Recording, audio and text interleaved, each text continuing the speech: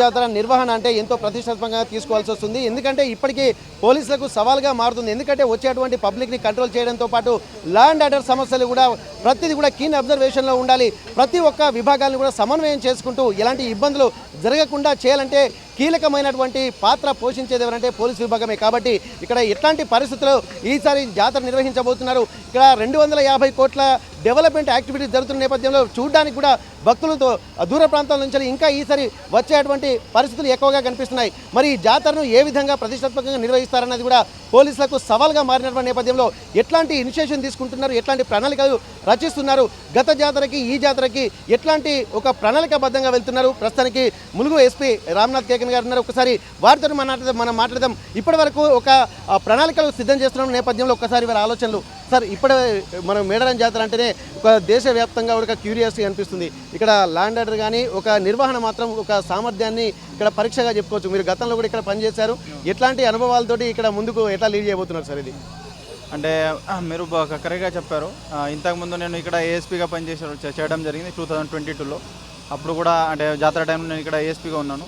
పోయినా సరే నేను ఇక్కడ స్పెషల్గా వచ్చి ప్రొసెసింగ్ ఇన్ఛార్జ్గా పని కూడా చేయడం జరిగింది. బట్ ఇంతకుముందు చేసిన జాతర అండ్ ఈసారి మనం చేయబోతున్నాం అది జాతర, దాంట్లో చాలా డిఫరెన్స్ ఉంది. చాలా అంటే మార్పులు ఉన్నాయి. ముఖ్యంగా మనం చూస్తే ఈసారి ఈ మేడారం అనే మొత్తం మార్పులు అయినాయి అండ్ కంప్లీట్ రూపురేఖ మారింది.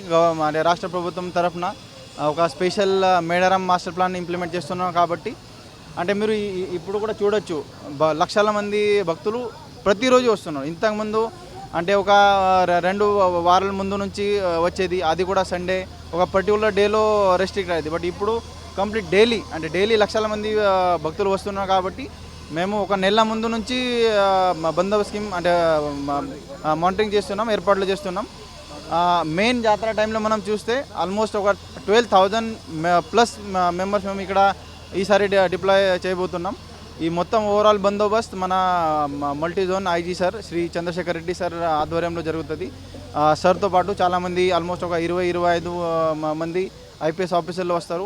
దాంట్లో చాలామంది ఎస్పీ ర్యాంక్, సిపి ర్యాంక్ కూడా ఉంటారు. దీంతోపాటు almost DSP rank, additional SP rank, sector officer, sub sector officer చాలామంది ఉంటారు. సో ముఖ్యంగా ఈ మొత్తం ఓవరాల్ బందోబస్తు స్కీమ్ మేము కొన్ని జోన్స్లో డివైడ్ చేస్తున్నాం. జోన్స్ కింద సెక్టర్స్, సబ్ సెక్టర్స్ అట్లా డివైడ్ చేసి ప్రతి ఏరియాకి ఒక రెస్పాన్సిబుల్ ఆఫీసర్కి రెస్పాన్సిబిలిటీ ఫిక్స్ చేయడం జరిగింది.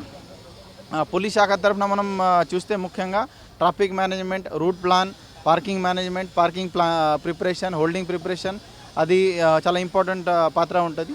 దానికి సంబంధించి మేము ఆల్రెడీ అన్ని ఏర్పాట్లు చేయడం జరిగింది. అది ఆల్మోస్ట్ ఎండింగ్ వరకు వచ్చింది. దీంతోపాటు సెకండ్ మోస్ట్ ఇంపార్టెంట్ ఉంటుంది అంటే క్రౌడ్ మేనేజ్మెంట్లో ఈ ఓవరాల్ భక్తులు రావడం, తర్వాత ప్రొసెషన్ అమ్మవారికి మనం వాళ్ళ రెస్పెక్టివ్ ప్లేసెస్ నుంచి గద్దె వరకు తీసుకొని రావడం అది ఉంటుంది. తర్వాత విఐపి మూమెంట్ ఉంటుంది. ఈ గద్దె ఏరియాలో భక్తులకి దర్శనం చేయడం అది ఒక భాగం ఉంటుంది. ఈ గద్దె చుట్టూ ఉన్న ఏరియా జాతర ప్లేస్ మేము అంటాం దానికి. సో జాతర ప్లేస్లో ఏమేమి చేయాలి, ఎలా చేయాలి దాని గురించి కూడా సెపరేట్ బందోబస్తు స్కీమ్ ఉంటుంది.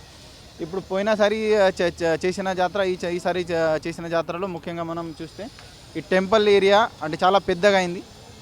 ఇంతకుముందు ఆల్మోస్ట్ హార్డ్లీ అంటే 3,500 మెంబర్స్ అకామిడేట్ చేసేది. ఇప్పుడు ఆల్మోస్ట్ 8,000 to 10,000 మెంబర్స్ అంటే భక్తులు అట్ ఏ టైం ఈ గద్దె ఏరియాలో ఉండొచ్చు. సో అది ఒక ఛాలెంజ్ ఉంది మాకు కూడా.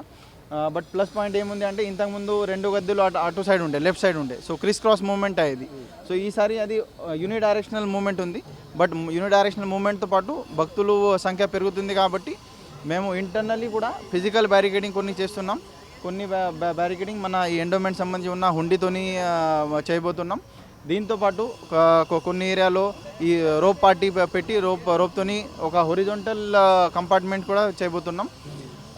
అంటే ఇది ఓవరాల్ దీంట్లో ఫిజికల్ డిప్లాయ్మెంట్ అంటే డిప్లాయ్మెంట్ ఆఫ్ పోలీస్ పర్సనల్తో పాటు యూజ్ ఆఫ్ టెక్నాలజీ కూడా మేము చేయబోతున్నాం. దీంట్లో ముఖ్యంగా ఈ టెంపుల్ ప్రిమైసెస్ మొత్తం చుట్టూ ఏరియా ఇంక్లూడింగ్ ఈ ఇటు సైడ్ ఉన్న 2 వాచ్ టవర్స్, అటు సైడ్ ఉన్న వాచ్ టవర్స్తో పాటు మొత్తం ఈ టెంపుల్ ప్రిమైసెస్లో almost 60+ cameras only temple premises monitor చేయడానికి మేము పెడుతున్నాం. దీంతోపాటు 2 డ్రోన్స్ అటు సైడ్ ఒకటి, ఇటు సైడ్ ఒకటి, ప్లస్ కొన్ని హీలియం బలూన్తో PTZ కెమెరా. సో దీంతో ఈ అన్నీ కోఆర్డినేట్ చేసి ఒక ఆల్గోరిథం అంటే ఆర్టిఫిషియల్ ఇంటెలిజెన్స్ సంబంధించి ఆల్గోరిథం రన్ చేసి ఈ టెంపుల్లో అట్ ఏ టైం ఎంతమంది ఉన్నారు, ఏ ఏరియాలో ఉన్నారు, అంటే సిచ్యుయేషన్ క్రిటికల్ అవుతుందా, అట్లా ఉంటే ఇమీడియట్లీ అలర్ట్ వస్తుంది. అలర్ట్ వచ్చిన తర్వాత ఇమీడియట్లీ అంటే ఎక్కడ రెస్పాన్స్ చేయాలి, రెస్పాన్స్ అంటే first responder, second responder, third responder లాగా మేము ప్లాన్ చేసినాం. సో ఇమీడియట్లీ ఒకవేళ ఫస్ట్ కంపార్ట్మెంట్లో ఎక్కువ మంది ఉంటే అక్కడ గేట్ దగ్గర ఆపుతాం, ఇంకా పెరుగుతుంది బయట ఆపుతాం. ఫస్ట్ కంపార్ట్మెంట్లో అంత ప్రాబ్లం లేదు, సెకండ్లో ఉంది, సో ఫస్ట్లో ఆపుదాం. సో అట్లా డైనామికలీ మేము ప్లాన్ తయారు చేసి అంటే time to time will take the decision and will ensure that ఈ ఎస్పెషల్లీ టెంపుల్ ఏరియాలో ఎక్కడ కూడా అటువంటి అంటే అన్టువర్డ్ ఇన్సిడెంట్ జరగకుండా మేము చూస్తాం. ఎక్కువగా దాదాపు దొంగల బెడద కూడా ఉంటుంది. మొత్తం ఓవరాల్గా ఇక్కడ నిఘా వ్యవస్థ ఎట్లా ఉండబోతుంది, ఎట్లా మానిటరింగ్ చేస్తుంది ఓవరాల్గా? సో ఈ అంటే చాలామంది దొంగలు కూడా అంటే రకరకాల అంటే డిఫరెంట్ స్టేట్ నుంచి కూడా వస్తారు. సో ఈసారి మేము ఆల్రెడీ ఆల్ స్టేట్ సంబంధించి ఎమో ఆఫెండర్ది లిస్ట్ తీసుకొని CCS team, task force team అంటే ములుగు కాకుండా మిగతా వారంగల్, ఖమ్మం, కరీంనగర్ ఈ చుట్టుపక్కల ఉన్న అన్ని డిస్ట్రిక్ట్ సంబంధించి ప్లస్ వేరే స్టేట్ సంబంధించి కూడా ఆఫెండర్ది లిస్ట్ తీసుకొని ఆల్రెడీ నేను ఇంతకుముందు చెప్పిన టెక్నాలజీకి మేము ఆల్రెడీ ఫీడ్ ఇచ్చినాం. దీంతోపాటు డిఫరెంట్ యూనిట్స్ ఉంటాయి, అంటే డిస్ట్రిక్ట్ నుంచి కూడా సిసిఎస్ టీం వచ్చి ఇక్కడ స్పెషల్ నిఘా పెడతారు. వాళ్ళకి టైం టు టైం పట్టుకొని విల్ సెండ్ దేమో. మేడం ప్రైమిసెస్లో మాత్రం ఈ భద్రతా ఏర్పాట్లు ఓకే, కానీ దూర ప్రాంతం నుంచి వచ్చేటువంటి వెహికల్ అంటే రూట్ మ్యాపింగ్ ఎట్లా ప్లాన్ చేస్తారు సార్? ఎందుకంటే ఎక్కువ ట్రాఫిక్ కూడా జామ్ కాకుండా. సో ఈ రూట్ మ్యాప్ అని అంటే చాలా ఇంపార్టెంట్ రోల్ ఉంటుంది ట్రాఫిక్ మేనేజ్మెంట్లో. సో ఓవరాల్ మనకు 5 రూట్స్ ఉన్నాయి. ఒకటి మెయిన్ రూట్ అంటే హైదరాబాద్, వారంగల్ నుంచి పసరా నుంచి నార్లాపూర్, రూరట్టం, అది ఒకటి, అది కంప్లీట్లీ యూని డైరెక్షనల్. సెకండ్ ఉంటుంది పసరా నుంచి తాడవాయి నుంచి మేడారం, అది ఆర్టీసీ రూట్ అంటాం మనం. ఆర్టీసీ రూట్లో 2-వే డైరెక్షన్ అంటే ఫ్లో ఉంటుంది. తర్వాత మనం ఇంకా ముందుకు పోతే అక్కడ ఛత్తీస్గఢ్ నుంచి వచ్చిన భక్తులు, ఛత్తీస్గఢ్, భద్రాచలం, వెంకటపురం, అటు నుంచి వచ్చిన వాళ్ళు చిన్నబోయినపల్లి నుంచి షాపల్లి, కొండాయి నుంచి ఉరట్టం, అది ఒక రూట్ ఉంటుంది. అది 2-వే రూట్ ఉంటుంది. మనకు మహారాష్ట్ర సంబంధించి భక్తులు రామగుండం, మంతని, కాటారం, కాళేశ్వరం అటు నుంచి వచ్చిన భక్తులు అందరూ కాటారం నుంచి మనకు కాలువపల్లి నుంచి ఉరట్టం వస్తారు. అది కూడా 2-వే డైరెక్షన్ ఉంటుంది. ఎగ్జిట్ రూట్ అంటే మనకు ఇక్కడ నుంచి నార్లాపూర్ నుంచి బయాకపేట్ నుంచి భూపాల్పల్లి పోతుంది, అది కమలాపూర్ క్రాస్. అక్కడ నుంచి మళ్ళీ వారంగల్ పోయి అక్కడ నుంచి వాళ్ళ రెస్పెక్టివ్ ఏరియాలో పోతాం. సో అయితే ఇప్పటి వరకు ఇక్కడ చూసాము, ఎందుకంటే ఒక ప్రతిష్టాత్మకంగా తీసుకుంటున్నటువంటి సమయంలో కూడా మేడారం జాతరకు సంబంధించి కూడా భద్రతా ఏర్పాట్లు పటిష్టంగా తీసుకుంటున్నారు. వచ్చేటువంటి నిఘా వ్యవస్థను కూడా పటిష్టం చేస్తున్నారు. అలాగే ట్రాఫిక్ సమస్య కూడా ఎక్కువగా ఉంటున్నటువంటి నేపథ్యంలో ఆ ట్రాఫిక్ సమస్యకు సంబంధించి కూడా రూట్ మ్యాప్ను కూడా ఇక్కడ నిర్వర్తించారు. ప్రతి ఒక్కటి కూడా గత మేడారం జాతరకు ఈ మేడారం జాతరకు పూర్తిగా విరుద్ధంగా ఉంటుందని చెప్పి అంటున్నారు. ఎందుకంటే అప్పుడు ఉన్నటువంటి ప్రైమిసెస్ వేరు, ఇప్పుడు కొత్త జాతర కంటే అభివృద్ధి పనులు జరుగుతున్నటువంటి నేపథ్యంలో ఇప్పుడున్నటువంటి జాతర ఆ అభివృద్ధి పనులు వేరే రకంగా ఉన్నాయి. కాబట్టి ఇక్కడికి వచ్చేటువంటి పూర్తి కంప్లీట్ ప్లాన్ చేంజ్ చేస్తున్నారు. కాబట్టి ఇది ఒక ప్రయోగాత్మకంగానే ఇక్కడ నిర్వహిస్తున్నారు అనుకోవచ్చు. కానీ ఇక్కడి నుండి ఈ జాతర నిర్వహణ జరిగిన తర్వాతనే ఎలా ఉండబోతుందనేది కూడా ఒక క్లారిటీ వస్తుంది.